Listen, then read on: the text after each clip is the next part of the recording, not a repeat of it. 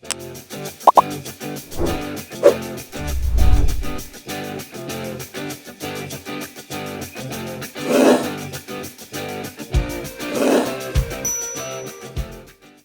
estreia do ESPROFISSA é em grande estilo, com um dos profissionais mais respeitados do país, com 3 prêmios ESSO, entre tantos outros da carreira, citando também 15 prêmios Comunique-se, tornando-o hors concours nas categorias apresentador, âncora de rádio e também como colunista de notícias. Ele é ainda bicampeão no prêmio Os Mais Admirados Jornalistas Brasileiros. E claro que a gente está falando dele, que nem até dispensa a apresentação, Ricardo Eugênio Boixá. Oi, tudo bem? Boixá, Muito obrigado. muito obrigada. Quero acrescentar que vários desses títulos eu conquistei com os votos da minha mãe. Deve ter ligado para lá umas 6.000 vezes, votando em mim. Muito obrigado, mamãe. Obrigado. A mãe é a dona Mercedes, que ela é famosa no rádio, né, Boixá? É a figura de referência. Boixá, primeiro eu quero te agradecer em nome do ESPRO, assim, é uma honra muito grande tê-lo Obrigado. conosco no ESPROFISSA. E para começar, então, para falar de carreira, como você escolheu ser jornalista? Foi logo de cara ou você tinha, assim, outras opções? Eu não foi uma escolha propriamente. Eu tinha aí algo como 16 para 17 anos quando iniciei uma etapa na minha vida que era a etapa de querer ser independente economicamente. Na minha época, os jovens ainda queriam sair cedo de casa. Havia mais conflitos, imagino eu, entre as gerações e secularmente chegavam a determinada hora e o jovem queria seguir seu próprio caminho, ser dono do seu próprio nariz, um desejo de independência muito grande e tal. Eram talvez sentimentos ou momentos diferentes daqueles que predominam hoje. E eu cheguei a essa fase da minha vida e queria trabalhar. Eu, basicamente, mais motivado para trabalhar eu estava do que para continuar estudando. Sempre fui um aluno muito mediano, para não dizer sofrível em boa parte das disciplinas. Eu não sei se eu acredito nisso, mas tudo bem. Não, eu só me safava nas matérias de humanas, né? Mas o fato é que eu nessa fase da vida, já com 17 anos e tal, eu estava muito ansioso para poder trabalhar. E procurei emprego em vários lugares, em todas as situações que apareciam, classificados de jornal, indicações e tal. E eu estava, portanto, atrás de emprego, eu não estava atrás de uma carreira. Entendi. Estava ansioso para encontrar um sustento, uma independência, enfim, uma autonomia.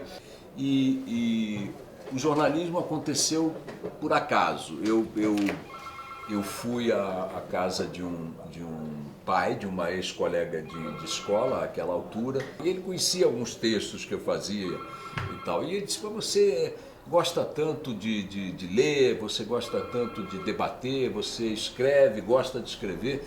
Seu lugar não é vendendo livros, você tem que trabalhar em um jornal. E ele falou isso, quer, suponho eu, espero porque acreditava, quer porque ele também era dessa área, só que da área comercial de um jornal que existia à época, o Diário de Notícias. E ele disse: passa lá amanhã e procura o chefe de reportagem. E lá fui eu para o Diário de Notícias e cheguei lá, o chefe de reportagem disse: eu vim aqui procurar o senhor, a sugestão lá do seu Kleber. Ele já me falou: pega esses textos aí, que chegaram essa correspondência, e vai vendo se tem alguma coisa que interessa aí. E foi meu primeiro trabalho dentro da redação, avaliar a correspondência de ouvintes, de leitores. E aí, aos pouquinhos, eu fui ficando, não saí nunca mais. Eu estou achando uma coincidência sua aí com os jovens ESPRO, pelo menos com a maior parte deles, que é ansioso para trabalhar e quer logo começar. Eu acho muito importante, sempre achei que o processo de aprendizado, a partir de um certo momento em que você já tem as bases de coisas fundamentais, de certas disciplinas, que você mantenha um foco o quão mais precoce possível no teu projeto de médio e longo prazos, né? Porque é muito comum daquela fase da vida a indefinição, uma angústia muito grande: o que eu vou fazer, o que eu quero, vale a pena, não vale a pena, tem mercado, não tem mercado, essas discussões todas que são aflitivas. E se você de alguma maneira puder pelo menos definir o terreno geral, Tá. Mais do que dizer o que você quer ser, eu acho que você pode estabelecer uma lista do que você não quer ser. Isso já ajuda, elimina um monte de coisa. Olha a dica, hein? Então eu sabia o que não queria ser, mas não é que eu não queria por uma escolha, eu não queria por levar o menor jeito também, entendeu? Quero ser cantor, por exemplo. Você acha que vai ser cantor? Não é assim. Tá, e que os jovens mais te perguntam sobre a carreira e você acha que vale a pena investir no jornalismo? Olha, eu acho que vale a pena você investir em tudo que toque você, né, com o que você se identifique. Ainda que você não tenha uma convicção em 100%, porque quem é que tem uma convicção de 100%? Então, eu tenho a impressão de que é muito mais importante você fazer consultas interiores do que mercadológicas, salariais, né, ambientais. É preciso que você pergunte a você mesmo o que te atrai, o que você curte na vida, né? Você olha para um motor e fica fascinado com a mecânica, com a coisa, você tem curiosidade sobre coisas da natureza, como é que funciona. Você tem que ir consultando você mesmo e, na medida do possível, tentar não deixar que a adrenalina seja o professor, o guia desse processo, né? Já que as coisas fluam com a maior naturalidade e no seu tempo, né? Claro que se de repente você se vir na circunstância de ter que lutar pela própria sobrevivência, você vai fazer o que aparecer, qualquer hora. Então é uma bobagem ficar perdendo tempo com discussões dessa hipótese, diante dessa hipótese. Essa hipótese determinará o teu caminho pela lei da sobrevivência. Mas se é uma opção que você está tentando abrir, se é uma definição de um caminho entre tantos outros, eu sugiro que você não deixe a adrenalina conduzir esse processo, que você entenda as angústias naturais da indefinição como uma fase inevitável da vida. Alguns poucos escapam disso, escolhendo já precocemente o que querem e se realizam e tal, às vezes, né? Mas que você consulte seu coração muito. No caso do jornalismo, eu queria dizer para vocês o seguinte, eu repito muito para os meninos e para as meninas, essa é uma profissão em que não se prospera rapidamente. Você não vai encontrar no jornalismo mundial figuras que tenham se notabilizado com 5, 10 anos de carreira. Pode ser, pode um caso aqui, outro caso ali, e às vezes uma notoriedade efêmera. Um caso que eu gosto muito de contar é que uma jornalista inglesa, ainda jovem à época, deu o furo do início da Segunda Guerra Mundial. Você consegue imaginar a importância desse furo jornalístico? Se você der hoje num jornal qualquer o furo de que vai cair um ministro, de que vai fechar um banco, você vai ficar famoso durante uns 3 dias no teu meio. Essa jornalista, por uma circunstância que eu não me lembro agora, flagrou a concentração de tanques alemães na fronteira com a Polônia e disse, pô, vão invadir e tal, e fez a matéria e tal, e de fato invadiram um dia depois, 2 dias depois, e a Segunda Guerra Mundial começou aí, formalmente. Essa, obviamente, o nome dela, se você procurar nos registros, você vai encontrar, mas você não sabe se ela ficou famosa, porque ela não ficou por isso. O que eu quero dizer com esse exemplo? Que o jornalismo, você constrói a tua carreira não por uma ida à Lua. Quem constrói carreira indo à Lua uma vez é um astronauta. O jornalista tem que ir à Lua todo dia. Vai na Lua, volta, vai na Lua, volta, vai na Lua, volta. Eventualmente acha um satélite novo, um astro novo. Então é uma carreira que não se constrói rapidamente.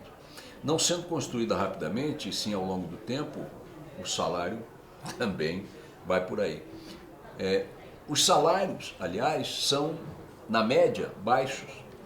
O mercado é extremamente competitivo, tem mais oferta de mão de obra, muito mais oferta de mão de obra do que lugares, vagas nas equipes. Estou falando aí não só dos grandes veículos de comunicação, dos grandes grupos, mas até dos médios e pequenos. A despeito do advento da internet, que abriu muitas frentes para muitos que ainda estão aí sendo abertas todos os dias, a oferta de mão de obra ainda é mais volumosa do que a capacidade do mercado de absorver. É uma atividade que demanda muita dedicação, negócio de fim de semana, horário. Ah, tá na minha hora. O que tá na minha hora? Jornalista que fala, tá na minha hora. Não tem esse papo. Fim de semana, feriado, madrugadas, e vira um, vira outro. Se eu perguntar aí a todos eles quantos já abriram mão de períodos de férias ou passaram anos sem tirar férias, você vai encontrar um monte. Rotatividade muito alta, é comum a gente ter em redações, a cada crise econômica, a cada ciclo que tem, demissões de grandes números e tal. Todo mundo já passou por vários empregos. Eu já devo ter passado por mais de 10 empresas na minha vida, muito mais. Em profissões outras, muitas, a pessoa entra numa empresa e fica a vida inteira. Às vezes sai, vai para outra, 2 empresas e tal, bababá. Aqui, qualquer um aqui já passou por 5, 6, 7, 8, vai, volta e tal.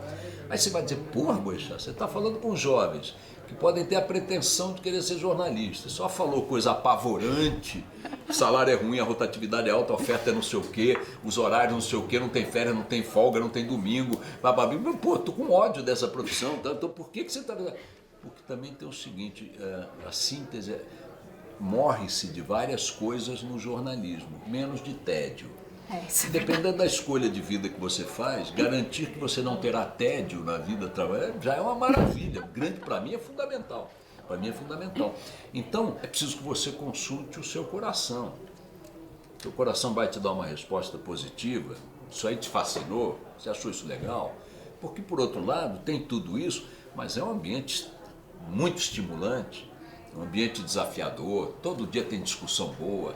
Você nunca vai sentar numa mesa com os amigos, não vai ter um assunto, não vai ter uma informação, entendeu? Então são ganhos que você tem com esse tipo de vida, com esse tipo de profissão, que te demanda um preço, te demanda um custo pessoal, que dura muito tempo.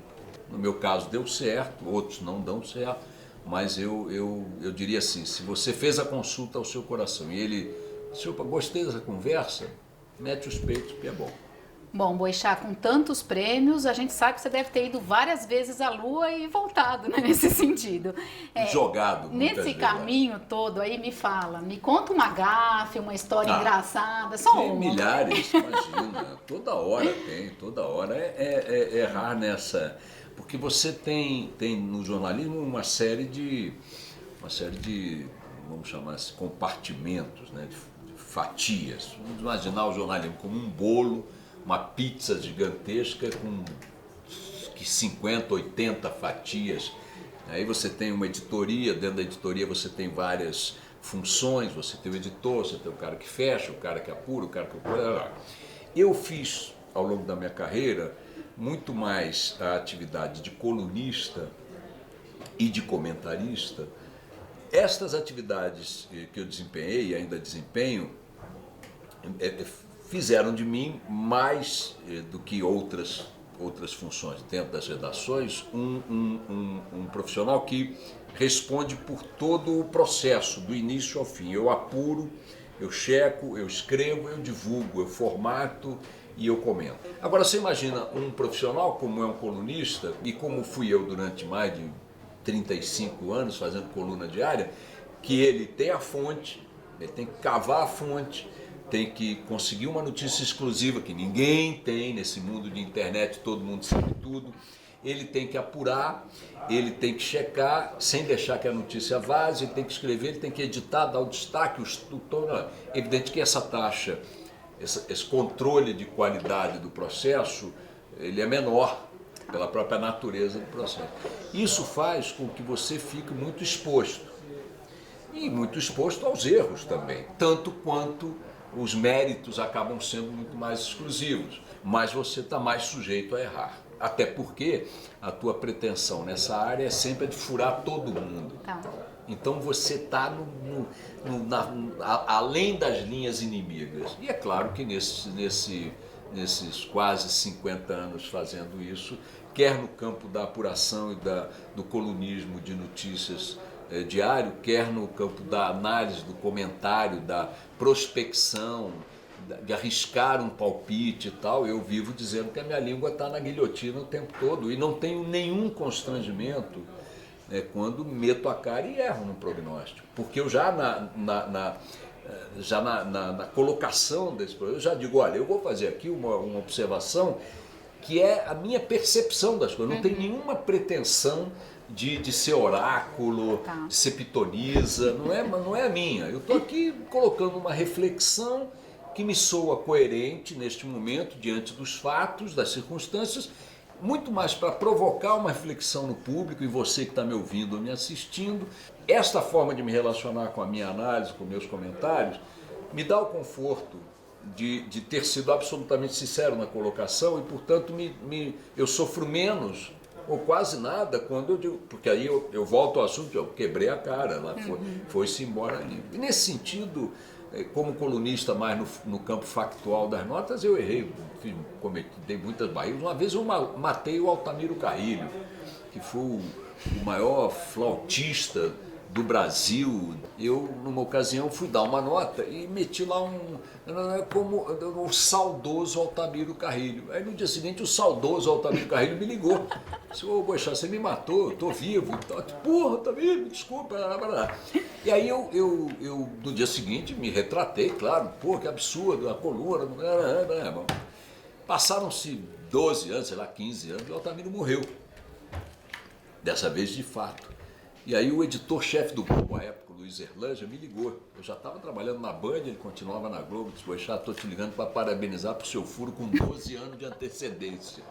Então, erros como esse, talvez não tão constrangedores, mas foram vários. Mas, Boechat, essa questão não de erros, mas talvez de realmente questionar, você é questionador, fala, e nesse sentido mais de poder estar colocando, né, você fazer todo esse papel do jornalismo, acabo que te geraram muitos processos. Isso é natural da profissão? Isso é porque, de fato, você fala com o peito aberto? O que você atribui isso? Olha, o Boris Casoy, que é um grande jornalista, meu querido amigo, uma vez falou para mim que se orgulhava de nunca ter sido processado. Sem dúvida, vejo nisso um mérito também. Eu estou no outro extremo da situação jurídica. Eu talvez seja, da minha geração, o jornalista que mais vezes foi processado. Não vejo isso como um mérito, mas não também como um demérito. Dependendo do que foram os processos, dependendo de quem foram os autores, a cada processo eu fico mais orgulhoso. Então, eu me deixo arrebatar muito pelas coisas, talvez de forma até um pouco exagerada. No caso das notas da coluna, que me renderam processos, que eram? Denúncias de corrupção, de fraude, coisas e tal, que incomodavam grupos ou pessoas que estavam envolvidas, ou então críticas a determinados comportamentos de servidores públicos ou de sindicatos ou coisas, e o cara ia lá e processava, achando que eu tinha ofendido, que não sei o quê, papapá. No campo agora, como comentarista, como, sei lá, analista, como queiram chamar, é pelo tom da crítica. Acho que a relação das sociedades, das pessoas, dos cidadãos, dos contribuintes em relação às autoridades não deveria estabelecer um patamar que colocasse uns num nível de divindade e outro de súcia, de plebe. Réis mortais. Réis mortais. Né? Eu me recuso a olhar para essa gente como quem está olhando para os deuses do Olimpo, não os vejo dessa maneira, imagino eles fazendo cocô, como deve ser a mesma coisa. Quando eu me coloco diante da realidade brasileira, então esse sentimento que já aplica-se ao contexto global, exacerba-se, porque, só falta agora que eu me veja, eu me coloque reverencialmente diante dessa lixarada que costuma predominar nas corporações do Estado e dentro da política. Então aí o tom fica um tom que é agressivo, eu reconheço, mas que eles se sintam incomodados mesmo. E também não me importa no sentido de me ofende, ou me fere, ou me ameaça que me processem. Acho que é do jogo. Acho que qualquer um tem o direito de processar outro. Eu cumpro o papel que eu acho que eu tenho que cumprir, da forma que eu acho que eu tenho que cumprir, e as consequências têm que acontecer. Né? E com certeza é por isso que você é tão respeitado e admirado, mas... Xingado também. Também, mas está mais no admirado e tem de respeitado. Com certeza. Você acha que hoje mudou um pouco esse papel do jornalista ou não? Realmente existe ainda esse perfil que você descreveu pra gente? Porque o jornalismo também, ele é um núcleo, ele é talvez que seria uma profissão, uma ciência, uma função, mas ele tem o tamanho de um planeta. Na verdade, o jornalismo é uma das fatias, tá bom? Em que se divide o mundo da comunicação. O mundo da comunicação vai desde o tambor do índio, sinal de fumaça, o telégrafo de antigamente, o pombo-correio, a fala direta, até todas essas parafernálias tecnológicas que a geração de vocês manipula com tanta maestria. Então, digamos que dentro deste enorme universo da comunicação humana, da transferência de informações através da comunicação, você tem os jornalistas que cumprem uma função bastante definida nesse contexto. Também podem estar no campo da comunicação, como os pombos, né? Os pombos-correios, mas que não são jornalistas. Quanto à ideia do jornalista em si, eu acho que nós continuamos onde sempre estivemos. Os fundamentos dessa história aqui não mudaram. Os compromissos centrais são os mesmos desde o advento da profissão. As pessoas confundem aquilo que a tecnologia e o passar do tempo agrega a uma determinada área de atividade humana com a natureza, com o compromisso, com a ética, no sentido da ética de cada um de nós, que aquilo que você abraçou impõe. Né? O que mudou na medicina? Bom, na medicina mudou a tecnologia, mudou a ciência, mudou a pesquisa. Mudou. E no médico, o que mudou? No meu entendimento, nada. O que mudou no militar? Agora ele aperta um botão, mata 50 milhões de pessoas, nem vê. E a essência dele? O que é a essência? É o que sempre foi. Mudou a dinâmica da coisa. Mudou a rapidez, mudou a tecnologia, mudou a propagação, mudou a velocidade, mas a figura humana que lida com isso, para levar ou atribuir-se o nome de jornalista, é o mesmo que sempre foi. Boixá, você que veio dessa época de procurar nos arquivos dos jornais, como você se adaptou às novas tecnologias, redes sociais? Na rádio tudo é muito dinâmico, vocês estão ali com redes sociais, WhatsApp e tudo mais. E como foi para você essa mudança de chave, essa adaptação? Primeiro que ela não é repentina, né? Esse processo foi vindo, né? Eu ficava com muita raiva a cada etapa desse processo de avanço, de incorporação da tecnologia ao meu meio, porque a cada vez que isso acontecia eu tinha que ser treinado para outro manuseio, outra relação com a coisa que estava diante de mim. Entre a máquina de escrever, da qual eu tenho enorme saudade, ela foi substituída pela máquina eletrônica. Já não era mais a mecânica, que já tinha uma tomada, e você encostava no teclado e era uma esfera com todas as letras e caracteres, e essa esfera era que batia na folha, e aquilo era mais automático. Esse, na hora, em vez de puxar a orelha aqui para mudar de linha e voltar o carro, era a esfera que vinha e ficava nesse momento. A folha ia subindo lá. Depois que eu já estava acostumadíssimo com a máquina eletrônica, ela foi mudando de versão algumas vezes. Cada vez que mudava eu ficava muito puto, porque eu tinha que me adaptar. Eu sempre detestei mudar, eu sou muito preguiçoso nessa coisa de se adapte a uma nova, sei lá, alguém não quer adaptar a nova nada. E quando veio o computador, então foi um desespero. Eu me lembro que foram meses na redação como um todo, com os instrutores da área de TI, mostrando o que era esse monstro que tinha chegado, que não tinha esses recursos que tem hoje, nem de memória, nem de interconexão.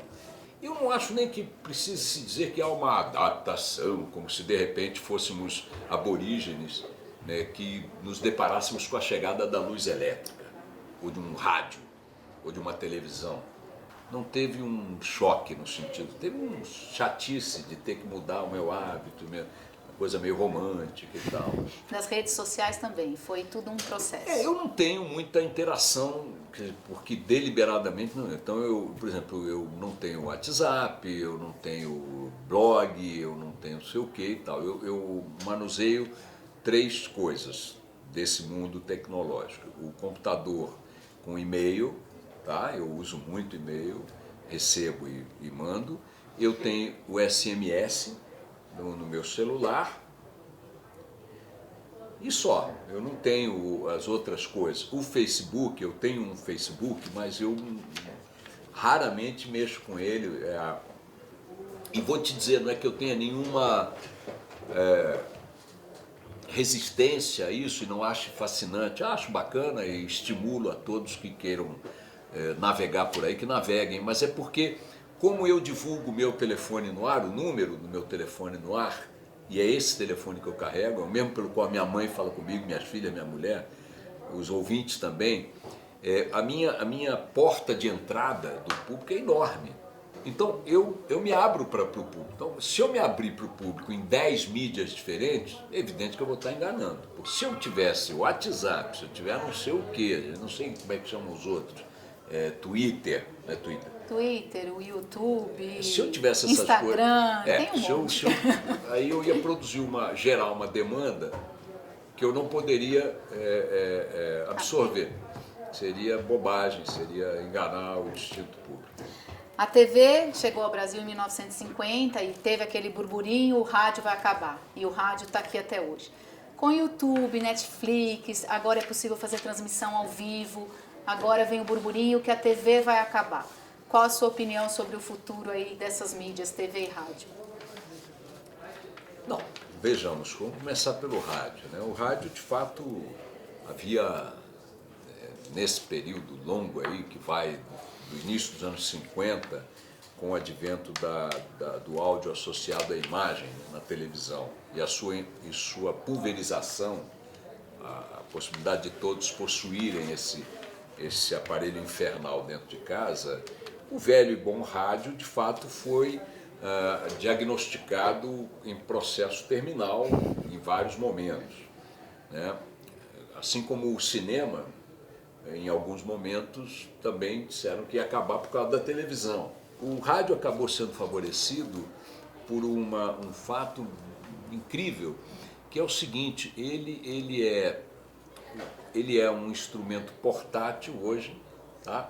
Ele está incorporado a qualquer coisa que você carrega no bolso e ele não é incompatível com nenhuma outra atividade que você esteja desenvolvendo. Ele não compromete tua visão. Você pode estar olhando o que você quiser enquanto está ouvindo. Ele não compromete o manuseio das coisas, escrita, desenho, coçar a orelha, o que você quiser. Ele não compromete a tua fala. Você pode estar falando, ou dando um palpite, ou, por favor, dobra à esquerda, e está ouvindo rádio. E te permite também ter uma instantaneidade na informação que nenhum outro veículo, nem mesmo nenhum dos outros meios disponíveis hoje oferece, nem os mais avançados, né? Essa instantaneidade da divulgação no rádio é maior do que na internet.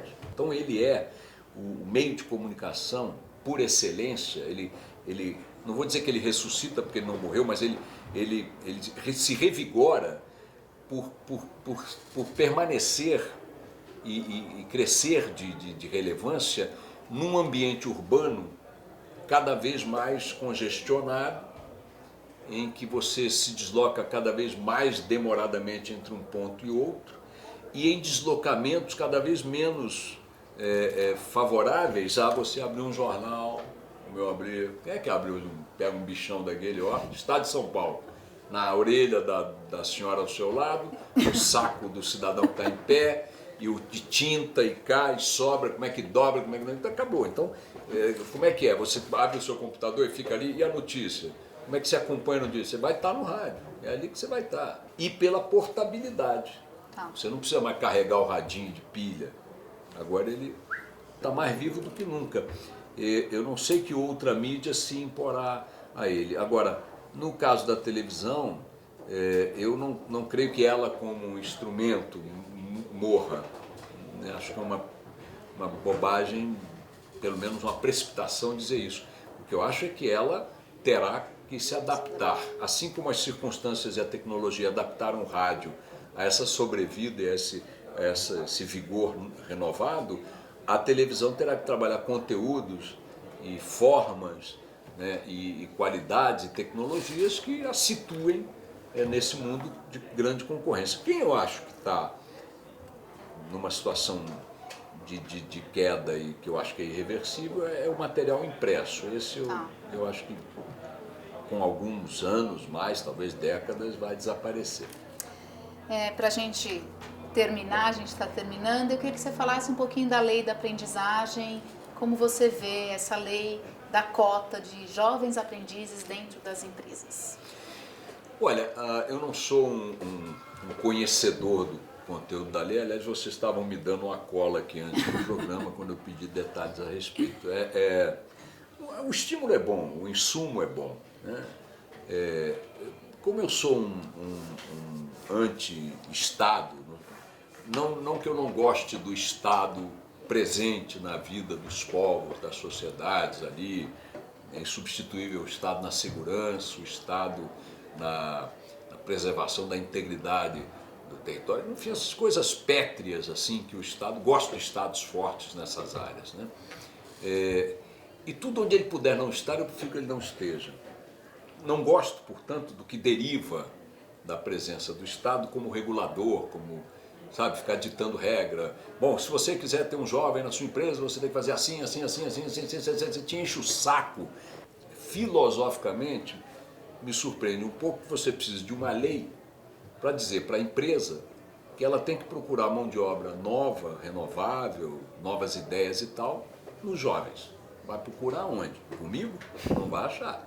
Então, seria um processo natural, na minha cabeça meio anárquica, que isso acontecesse naturalmente.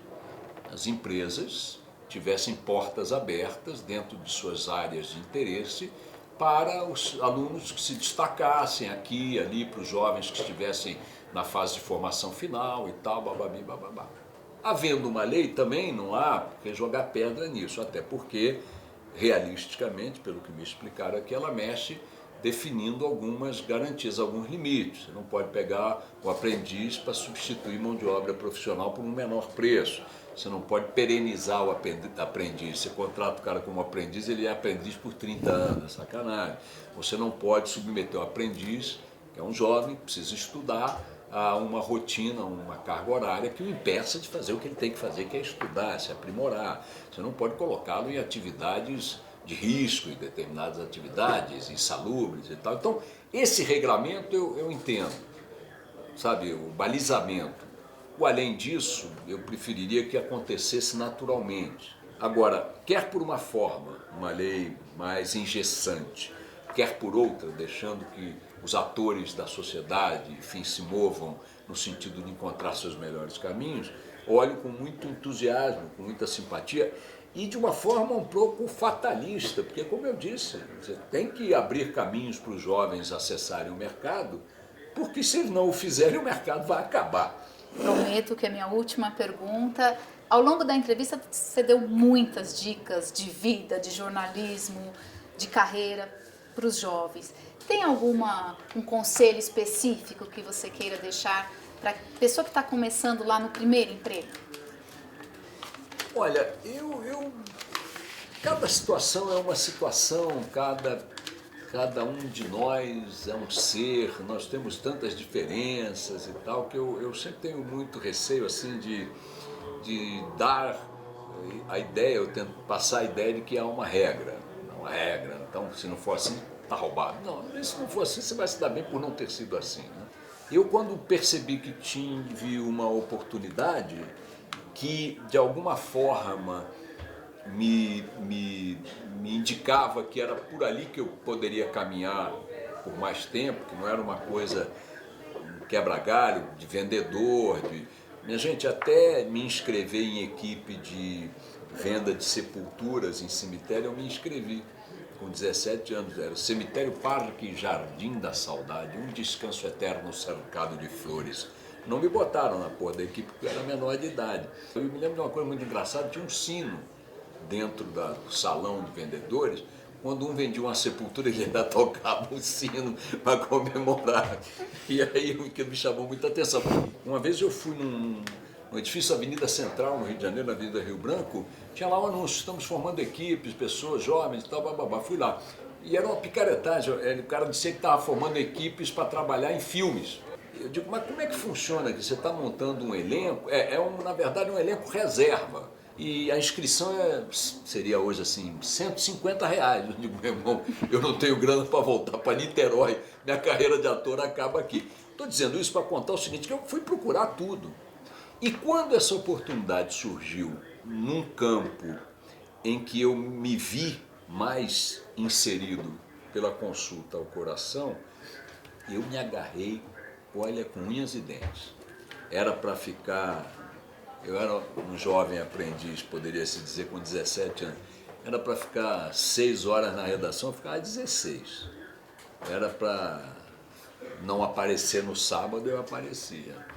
Eu chegava lá de manhã, como eu chegava muito cedo, e não é que eu chegava com o sentido do sacrifício, eu estava excitado, eu estava entusiasmadíssimo com a possibilidade. Eu me lembro a primeira vez que alguém falou, o que você faz? Eu disse, eu sou jornalista. Eu não bosta, não tinha escrito nada até então, mas aquilo foi um salário de um ano para mim, poder dar aquela resposta. Então, para ter esse ganho, eu confesso a vocês que eu limpava as mesas, chegava para coisa úmida no banheiro, e ficava limpando as mesas, e todo mundo tirava poeira, porque era o que eu tinha para fazer, não tinha mais o que fazer ali. 8h30 da manhã na redação do Diário de Notícias do Rio de Janeiro, quem chegava 8h30 eu chegava. E eu saía quando a oficina começava a expelir os primeiros exemplares já para mandar para as bancas. Eu ficava lá o dia inteiro, me agarrava, qualquer coisa eu topava, não tinha tempo ruim para mim, não tinha nada. Então eu diria o seguinte, quer dar uma dica, olha, tem tantas que eu não experimentei, não saberia dar, certamente muitas dicas bem mais valiosas do que essas. Mas a que eu aprendi é que se você quer alguma coisa, você tem que lutar por ela, mas lutar muito mesmo, meter os peitos, porque tem 1000 caras, 1000 meninas, 1000 rapazes, muitos melhores do que nós, do que você, querendo a mesma coisa. Então é preciso que você faça por merecer. É isso. Bom, a Nana já veio aqui avisar a gente que você está no seu horário, o Boixá vai entrar ao vivo aqui daqui a pouquinho. Eu quero te agradecer assim, imensamente, é uma honra para a gente ter você aqui. Bom. E avisar para o nosso público para acompanhar as nossas redes sociais, se inscrever no nosso canal do YouTube, que vai ter muito mais por aí. Obrigada, Boixá. Obrigado, um beijo para todos, sucesso, tchau.